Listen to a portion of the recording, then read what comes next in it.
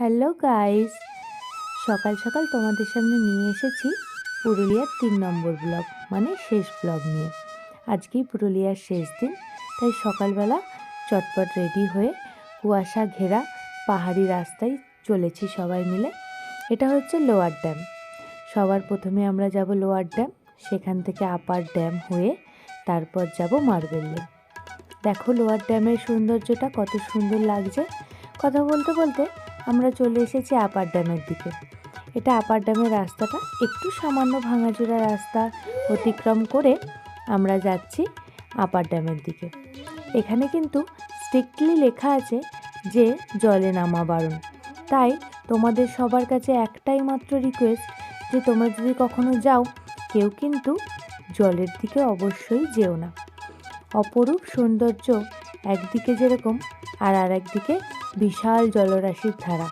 দেখো কুয়াশা ঘেরা, আর তার সাথে সবুজ ঘন বন দেখা যাচ্ছে দূর থেকে। কত সুন্দর গাছ, ঘন বনের পুরো ঢাকা চারিদিকটা। এদিকটায় জল নেই, আর আরও এদিকটাতে একবারে ভর্তি জল।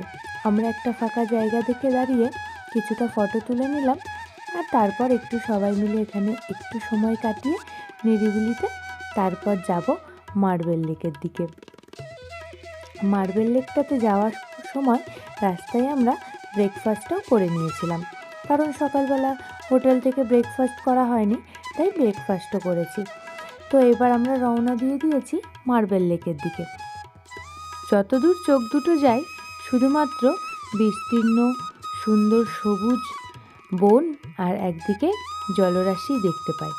তো যাই হোক, কথা বলতে বলতে চলে এসেছি আমরা মার্বেল লেকের দিকে। এখানেই গাড়ি পার্কিং করার জায়গা আছে, তোমরা চাইলে ওখানেই পার্কিং করে দিতে পারো। পার্কিং চার্জ কিন্তু খুব একটা বেশি না, মাত্র 20 টাকা। আর আশেপাশে কিছু খাবারের দোকান আছে, তো তোমরা চাইলে এখানে হালকা কিছু খেতে পারো। আর দেখো উপরের পাতা দিয়ে ওরা কি সুন্দর ছাউনিটা বানিয়েছে। পাতার ডালগুলোকে ওইখানে শুকনো পাতাগুলো ঝুলিয়ে ঝুলিয়ে সুন্দর করে ওরা কিন্তু ওদের ছাউনিটা বানিয়ে নিয়েছে। আর এখানে আমি দেখলাম বেশিরভাগই লিকুইড টাইপের জিনিসই বেশি বিক্রি হচ্ছে, মানে কোল্ড ড্রিঙ্কস, শসা, তারপরে আখের রস, তারপর জল, এগুলোই, আর বিভিন্ন ধরনের শরবতই বেশিরভাগই বিক্রি হচ্ছিল। তো আমরা চলে এসেছি এখানে। কিন্তু জানি না কেন নেট দিয়ে পুরো জায়গাটাকে ওরা আটকে রেখেছে, আর একটা সরু মতো রাস্তা রেখেছে, সেখান থেকেই কিন্তু সবাই যাতায়াত করছে। আর ওখানে বড় বড় করে সাইনবোর্ডে লেখা আছে যে জলে যদি কেউ নেমেছো তাহলে 500 টাকা জরিমানা। তো সাধারণত জলে কেউ নামছে না, একটু পাশে দাঁড়িয়ে ছবি টবি সবাই তুলছে। তো ওই যে ফাঁকটা দিয়ে সবাই নামছে তোমরা দেখছো। চলো আমিও চটপট লেকের ভেতর গিয়ে তারপর আবার তোমাদেরকে ছবিটা দিলে দেখাচ্ছি। লেকের ভেতরে চলে এসেছি। এরকম একটু ভাঙাচোরা রাস্তা দিয়েই তোমাদের আসতে হবে। এখানে সাধারণত আমি যা দেখছি সমস্ত জায়গায় বেশিরভাগই এইরকম কাঁচার মতনই রাস্তা, কারণ চারিদিক তো পাহাড়ে ঘেরা।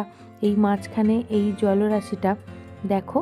এই লেকটাতে কিন্তু বর্ষাকালে আরও বেশি জল থাকে, এখন জলটা একটু পরিমাণে কম, তবুও কিন্তু অনেকটাই গভীর। ওই জন্য কেউই সেরকমভাবে ওটাতে নামছেও না। আমরা ওখান থেকে একটু ছবি তুলে আর সময় কাটিয়ে চলে যাব এর পরের আমাদের যাওয়ার যেই জায়গা আছে, সেটা হচ্ছে বামনি ফলস। আমরা সেরকম সব জায়গাতে একটু তাড়াতাড়ি করার চেষ্টা করছি, কারণ আজকেই আমাদের আবার সারা দিন ঘুরে টুরে রিটার্ন আছে।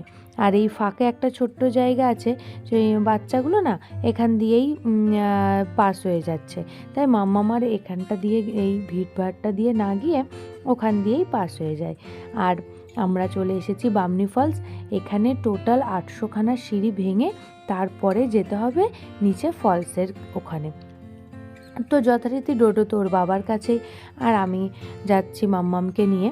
তো আমরা সিঁড়ি ও চড়াই উতরাই করে আমরা যাব এবার বামনি ফলসের দিকে। তোমাদের একটা এখানে পরামর্শ দিয়ে থাকি, তোমরা কিন্তু অবশ্যই একটা করে জলের বোতল ক্যারি করবে। আর খুব একটা বেশি ব্যাগ তোমরা নিজেদের কাছে রাখবে না, কারণ তোমরা যত বেশি ভারী ব্যাগ ক্যারি করবে তত তোমাদেরই অসুবিধা হবে। এখানটা থেকে ওঠার সময়, নামার সময় তো কোনো সমস্যা নেই, চটপট তোমরা নেমে নিতে পারবে, কিন্তু তোমাদের নামার সময় ওঠার সময়তে কিন্তু একটু কষ্ট হবে। যেই ট্যুরিস্ট স্পটেই যাচ্ছি না কেন দেখছি মানুষের কিন্তু জমজমাট ভিড়। তাই ওখানে এক দোকানদারের সাথে কথা হচ্ছিল, তারা বলছিলেন যে এখানে নাকি গরমকালে সেরকম কোনো ট্যুরিস্টই আসে না, আর এই সময়টাই যত ট্যুরিস্টের ভিড়, তাই তারা এই সময়টা মন দিয়ে ব্যবসাও করে নিচ্ছে। এই যে আমরা চলে এসেছি বামনি ফলসের একদম নিচে। তোমরা দেখো এখান থেকে ফলসটা কিন্তু খুব সুন্দর লাগছে। এখন একটু ছোটোভাবে পড়লেও বর্ষাতে এর জলরাশি আরও বেশি সুন্দর হয়ে ওঠে। আর এটা ওই যে ড্যামটা দেখেছিলাম, ওই ড্যামটা থেকে কিন্তু জলটা আসছে। আমাদের গাড়িটা বেশ নিচে পার্কিং করা হয়েছিল, তাই এখন বেশ খানিকটা হেঁটে, প্রায় মোটামুটি 1 কিলোমিটার মতো হেঁটে তবে যেতে হবে গাড়ির কাছে। তাই আমরা গাড়ির ফলস দেখা শেষে আর এখানে হালকা কিছু খেয়েছি, তারপরে আমরা যাচ্ছি গাড়ির উদ্দেশ্যে। কথা বলতে বলতে আমরা গাড়ির দিকেও চলে এসেছি। টার্নিংয়ের মুখগুলো বাদ দিয়ে এরকম জায়গা করা আছে যেখানে পার্কিংগুলো করা হচ্ছে। এখানে কিন্তু কোনো পার্কিং চার্জ লাগছে না, কিন্তু যে যত তাড়াতাড়ি আসতে পারবে সে তত ওপরের দিকে পার্কিং পাবে। তাই আমাদের আসতে যেহেতু একটু লেট হয়ে গেছিলো, আমাদের পার্কিংটা কিন্তু বেশ নিচে পেয়েছিলাম। এরপর এখান থেকে বেরিয়ে একটু দূরেই কাছেই আছে দুর্গা ফলস। আমরা যাব দুর্গা ফলসে। ওখানে একটা ফলস দেখে তারপর আমরা যাব মুখোশগ্রাম।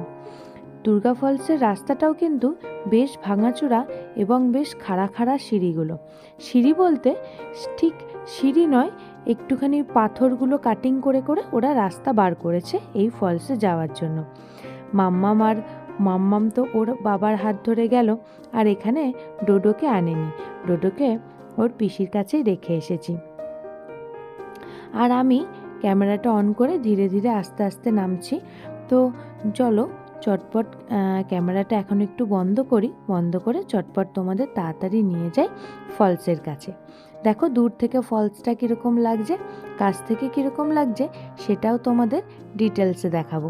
চলো একবার দেখে নাও কাছ থেকে ফলসটা কেমন লাগছে।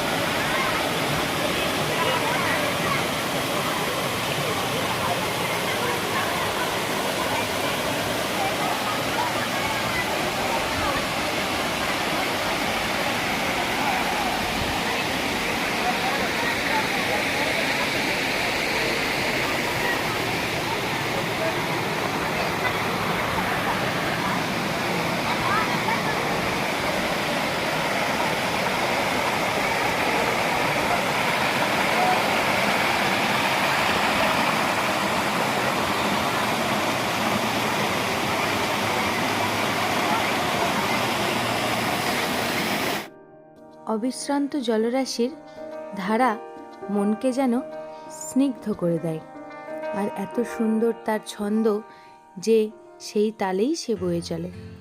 আমরা এবার রওনা দিয়েছি মুখোশগ্রামের উদ্দেশ্যে, আর চলেও এসেছি। এখানে এসে ডোডোকে খাইয়ে নিয়েছি। আমি ভাতটা হোটেল থেকে করে এনেছিলাম, তো এখানেই ওদের দুপুরের লাঞ্চটা করিয়ে নিয়েছি, কারণ আমাদের এখনও লাঞ্চ হয়নি আর বেশ দুপুর হয়ে গেছে। তো এখানে এসে বেশ কয়েকটা দোকানে আমরা ঘুরে ঘুরে দেখছিলাম। কয়েকজন তো এখানে বসেই তাদের কাজগুলো করছে। দেখো কি সুন্দর দুর্গা মূর্তিগুলো করছে। আর এই যে কথাকলিগুলো দেখছো, এই কথাকলি আমি দুটো নিয়েছি, আর দুটো নিয়েছি ওই সাঁওতালি ছেলে মেয়ের যে মুখের মুখোশগুলো আছে ওগুলো নিয়ে আমরা দেখেছো, ডোডো ঠিক পাশ থেকে এসে কথা বলছে। আমাদের এখনো যেতে হবে প্রায় 310 কিলোমিটার, আর সময় লাগবে 7 থেকে 8 ঘন্টা। তাই আর কথা বাড়ালাম না, আজকের ব্লগটা এখানেই শেষ করব। আর আমার এই পুরুলিয়ার 3টে ব্লগ কেমন লাগলো তোমরা কিন্তু অবশ্যই জানিও। আর সাথে থেকো, পাশে থেকো, লাইক, কমেন্ট আর শেয়ার করে দিও। বাই।